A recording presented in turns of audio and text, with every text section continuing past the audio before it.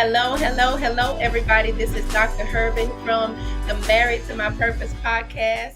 I am Dr. Serelda, and I am joined by my good friend, Miss Maya Dajon. She is all the way in California, y'all. I'm jealous. I don't know if it's cold there, but I'm in Virginia, and it's getting kind of nippy over here. So you can tell she's nice and sunny, a California girl, it seems. And we're going to get a chance to get to know her tonight. I am looking forward to this. I've read her story. I've listened to her YouTube. I've gone to her website, and she is the founder of Chill Vibrations, Just Chill. So I am excited to have her on tonight. So Maya, welcome to the Married to My Purpose podcast. And thank you for the opportunity to have a conversation for a few minutes tonight. So tell us a little bit about yourself before we get started. Of course. Thank you, Dr. Serelda, for having me today on your podcast. So I would say if I would tell you a little bit about me, I would say that I am someone who's dedicated to building healthy relationships and helping people to be able to find the love that they need and want in their life. That is something I've been passionate about for many years now, even before I became a clinician. And I just was able to take my passion and create a career in doing it now as a relationship coach. Wow. So I read some of your story um, regarding having to sleep in a car and having a dream to attend UCLA, and then, getting this miracle, as what I would call it. I don't want to tell the story because you said it much more eloquently than I read it. So tell us a little bit about that and your journey. Yes. So I've always been, since 5 years old, I've always been invested in the arts. I grew up in the arts, ballet, jazz, tap. I was a singer in the Brooklyn Academy of Music since I was What? a You young sing? child. Are you singing Yeah. tonight? Are you singing for us No, tonight? No. no, I don't do that anymore. But my mother kept me invested in the arts because financially we grew up poor. So the only Okay. thing she had really is a distraction for me to find peace in the arts. So that is my love and foundation. I would say that was a lot of therapeutic care I received from various forms of art. So that's what I utilized to cope a lot growing up. So when I became an adult, I wanted to focus more on in the arts as a career. So even though I was born in Pasadena, I moved around a lot. Me and my mother moved around a lot growing up, and my mom had a lot of struggles financially and mental illness struggles as well. And so we actually were houseless, unhoused in Brooklyn, New York when I was a Wow. teenager. That's And far away from so California. yes, exactly. Her family was helping her to get on her feet, and how everything, I guess I came back full circle to where I was originally born in California is because I wanted to do what I loved, which was filmmaking and acting full time. And at the time I was living on the East Coast, and I was working a full-time job for the government, and I was so bored.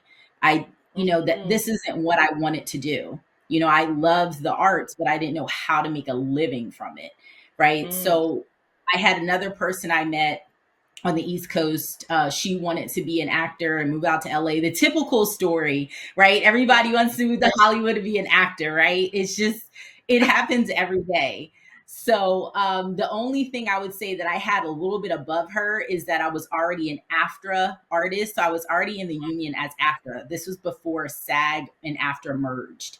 So I was doing background acting. I was doing short films and things like that in New York. And so I had purchased my first house in my early 20s, and I just said, I want to give all this up because I'm not happy. So I gave the house to my mom, and I relocated here to LA. and I really focused on my acting and did auditions, and I got into SAG, and SAG after merged. And but I said, how am I going to make a living? And that's how we get to the point of me living in my car, right? Mm, So like many other actors, I'm not the only one. I actually had several people I met on auditions and film sets that they were all living in their car. This is just normal out here, really? honestly. Yeah, it's actually normal for a lot of actors do it. And I just said, this is just getting to be a lot. I'm just tired of really just being the quote unquote struggling actor all the time. And so that's when I rolled back into school at Santa Monica College.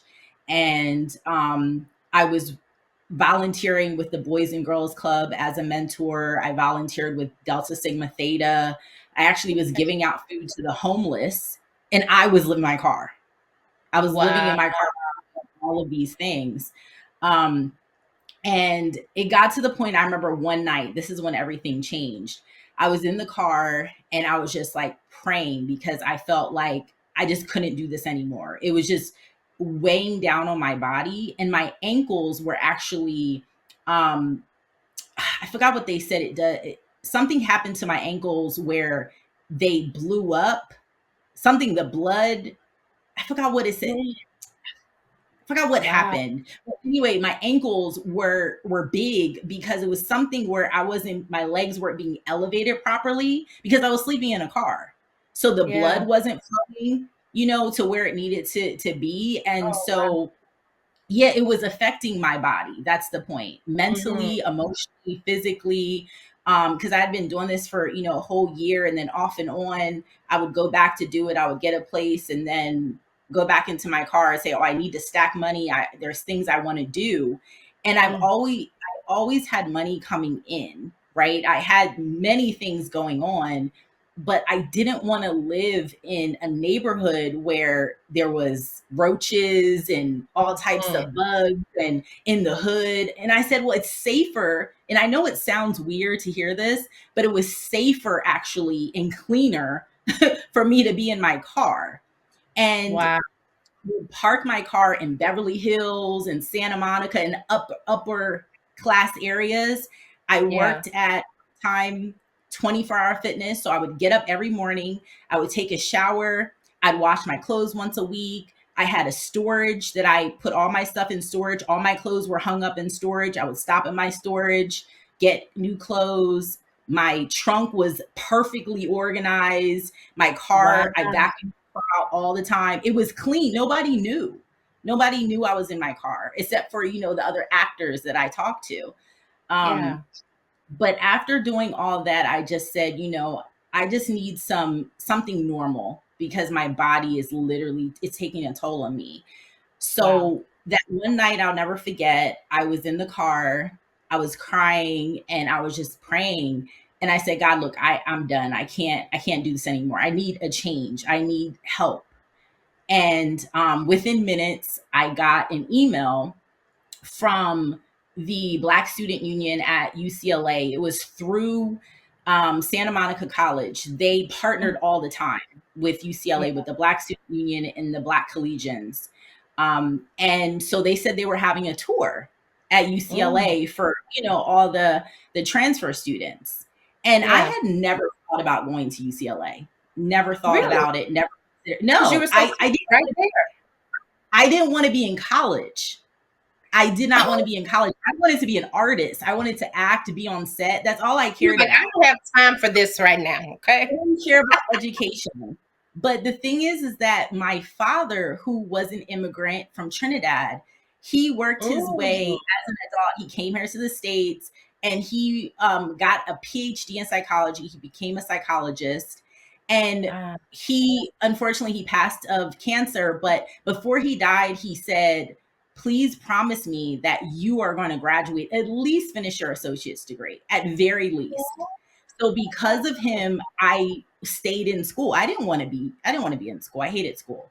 But I made a Yeah. promise that I would finish. So because of him, I stayed at Santa Monica College and pushed through. And that's when I got that email that they were having a tour. So I signed up, Wow. went to the sign up for the tour. And when I physically got to campus, I'll never forget when I got to UCLA for the very first time ever. I walked off the bus and I start walking around the campus, and something inside spoke to me. God spoke to me and said, "You're home." Wow. And Were just you even now afraid? Did thinking you about feel afraid when you heard that, or you were just it, I wasn't afraid because I had been praying, like, what am I going to do? Like, I can't Mhm. live like this anymore. Like, my body is breaking down. Yeah. And when he said, "You're home," I lit to this, just thinking about it, I feel like I'm just getting filled up because I didn't have a Mm, home for so long. mm. And I told some of the other students that, I worked with at Santa Monica in the math lab. I remember telling them what happened, and they looked at me like I was crazy. I was like, "Yeah, okay. Okay." And I was like, "But y'all, I'm going to UCLA. I mean, I never thought I would go to even get a bachelor's, but this is where I'm supposed to be." Aw. They're like, "Yeah, okay." No, of course, UCLA is one of the hardest, like, it's top school in the I was about to nation. Like, say, that's not people don't easy to just get get into. in, right?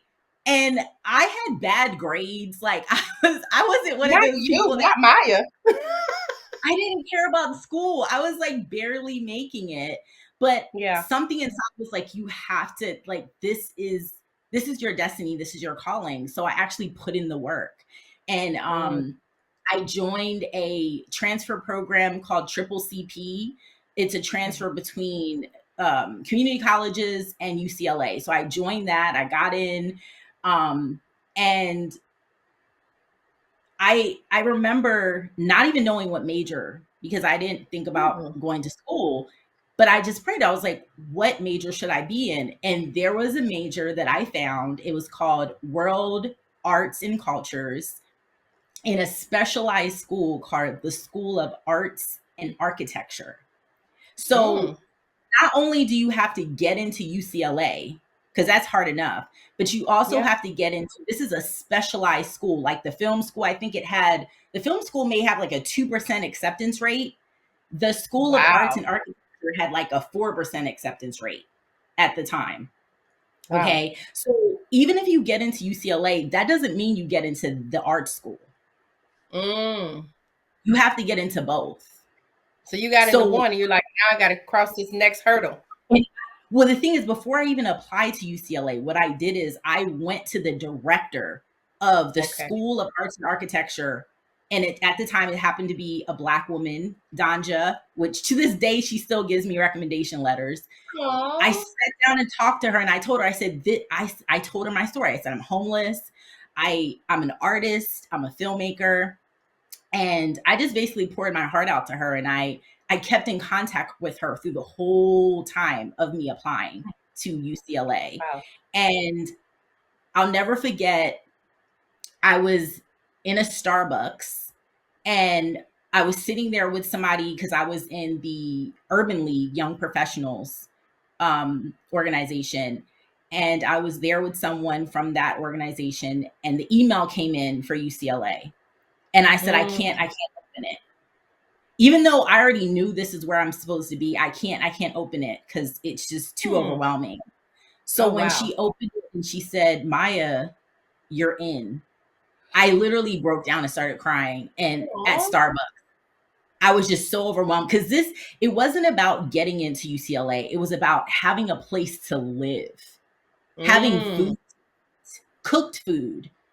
Wow. And the fact that I got a full scholarship to UCLA, which I didn't have to pay for school, and on top of that, extra money to live off of from the scholarship, Wow. Wow. it was literally life changing for me. And Mm. going through the process of going from living in your car to living in a dorm, Mm. around people, I had PTSD. I just had so many things Yeah. happening, adjustment disorder, and Yeah. also social anxiety disorder. All of these Mm. things were the after effects of living in my car and being around people. Yeah. So, and if I would fast forward from that, right, I graduate from UCLA because I'm a transfer student, so I only have so much time, to be That's there. right. I have That's two right. years, so I have to really get in and get everything I can, which is what I did. And right when Mm. COVID, in what is around when I graduated in 2021, Mm-hmm. um, I got even more money because of COVID from UCLA. And I took Really? that money, yes. And I took that money and I got an apartment. Because I said, if COVID is going to hit, I need to make sure, because suppose I die tomorrow, anything could happen Yeah, to me. So I that's didn't right. want to be cheap. I didn't want to get a cheap apartment. I said, no, I'm moving to a luxury high rise.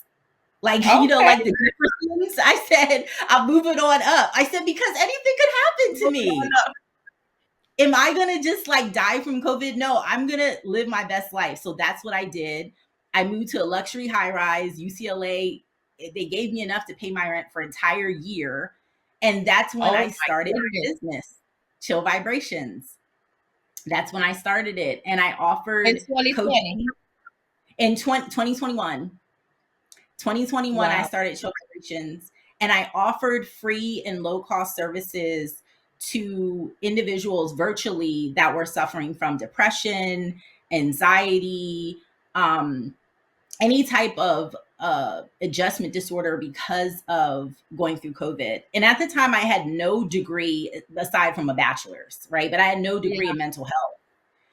Mm-hmm. So UCLA actually gave me a scholarship for a program called Social Emotional Arts, where we Mm. were trained by mental health clinicians who also had degrees in art therapy, and they trained us how to use art as a way of coping and healing from depression and anxiety. So I used those things to create my business, Chill Vibrations.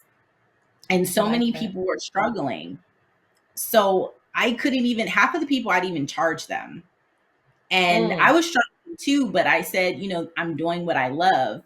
And because of that, I submitted my story to UCLA, and they actually honored me in my business with the Bruin 100 Business Award last year for the Wow. work that I did for Chill Vibrations. Mm. Congratulations. Thank you. Thank you. And if we would fast forward after that, during COVID, I said, there is more mental health work I need to do. But because I'm not licensed, I don't have any experience and background. I said, I want to do more. How do I do that? And then I saw a program for marriage and family therapy online. I applied, Mm. and now I actually just finished my master's in clinical psychology in August. You are on the So road.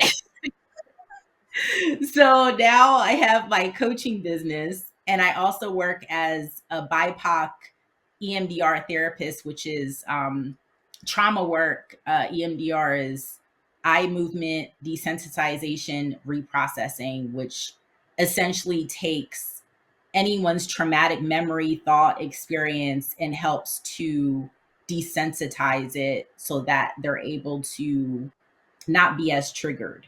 That's what the process is for EMDR. So I do that as a clinician, and then I'm also a relationship coach for my own business. I love that. Wow. That's a lot, first of all, Maya. Okay, I got you gave me so many notes I gotta unpack on this sheet of paper. But one of the themes that I've heard you say is I prayed.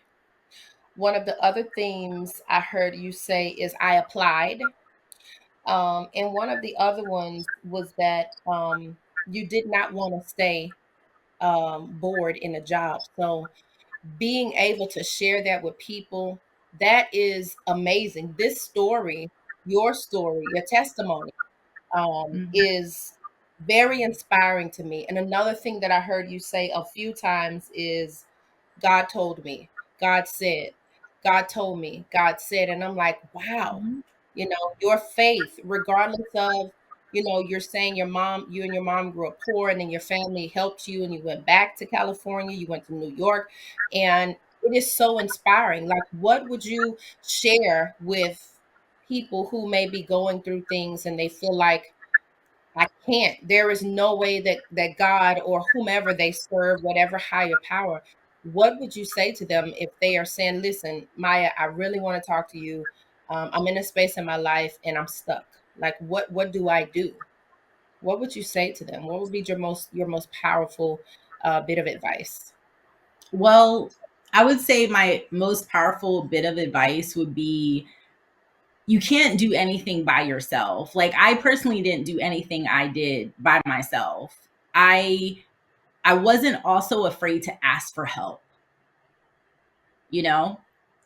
I think Mm-hmm. everyone has to come to a certain place in your life that you're able to let go of your pride and say, I need help. There is so many places that will help you for free or low cost, whatever your situation is. I actually am speaking at USC, excuse me, on a panel this Friday, and it's for Mm, artists as entrepreneurs event.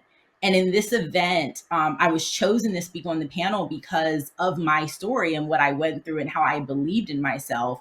But at the same time, I didn't do it by myself.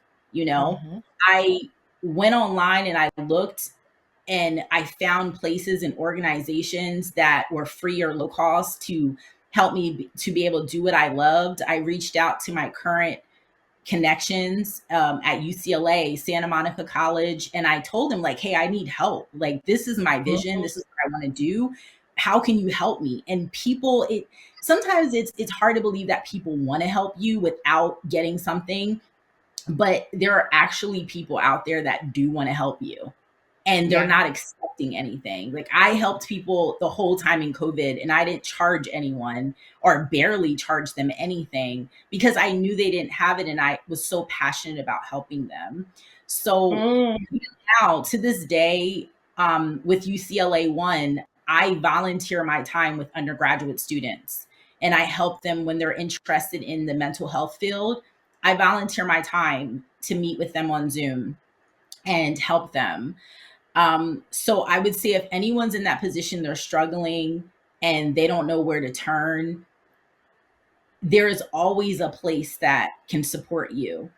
I also worked on the Volunteers of America crisis line, mm. graveyard shift, and I would have people all the time. I worked from 11 p.m. to 7 a.m. in the morning, and people would Wow. call all the time with no help. And that is a free resource. People can Mm. call so many crisis lines. They'll help you with housing, excuse me, food, resources, therapy, all types of things. That's what they're there to do. Is that So just for California or that's worldwide? that anywhere. There is 411 is the number for resources anywhere. It doesn't matter where you are. If I'm not Mhm. mistaken, it's 411 or 211 because I haven't worked for Volunteers of America for a while, but it's one of Okay. those numbers.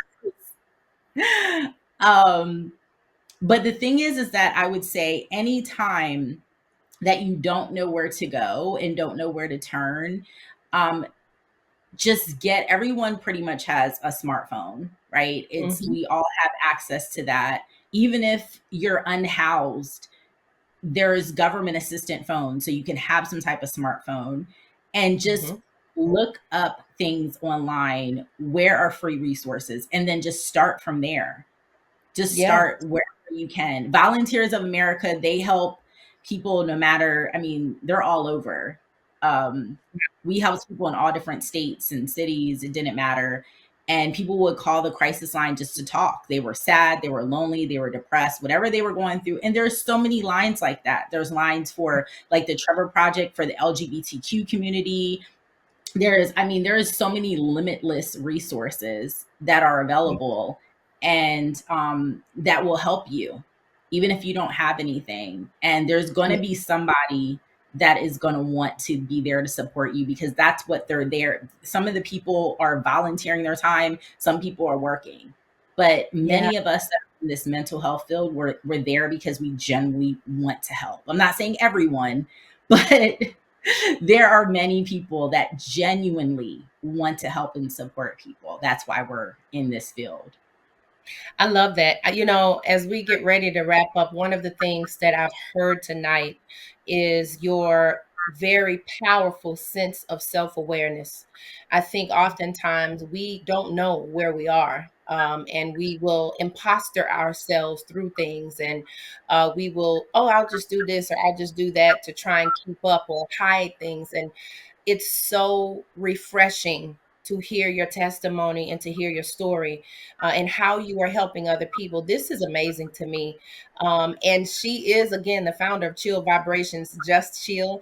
And we can find you at that website, right? If people want to reach out to you, book a strategy call, um, that's available to them, right?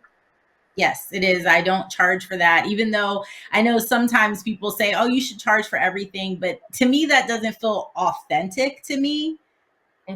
I need to know who I'm working with and they need to know who I am. So why should I have to charge for that? That's just my opinion and stance right now. That's how I feel. Yeah. Well, I'm excited. I am a coach as well in my own field, leadership coaching. That's what my doctorate is in strategic leadership. So I completely understand. There are some people where I just give scholarships and they just look at me like, what?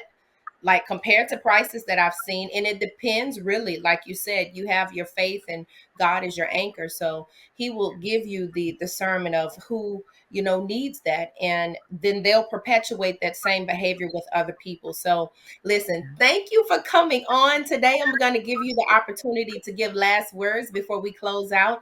And I just want to say thank you. It has been an absolute honor to meet you. So your last words, and then we'll close out. I mean, I'm just so happy that I got to be here and meet with you, especially because knowing that you got your doctorate in leadership, because that's what I aspire to do next. Actually, Oh, I want do to get a it. doctorate in Do it. leadership as well. So I'm just, I love to surround myself with uplifting, positive people that just like you that I can just network with and speak with. It always warms my heart to do that. I love it. Listen, everybody, Maya Dajon, who is in California right now, that California smile. Thank you all for coming on and listening to us this week. We will be in the same place next week at 8 p.m. Eastern Standard Time. So I'm looking forward to hearing from you all. Thank you for dialing into the Married to My Purpose podcast, and we'll see you all next week. Signing out. Bye now.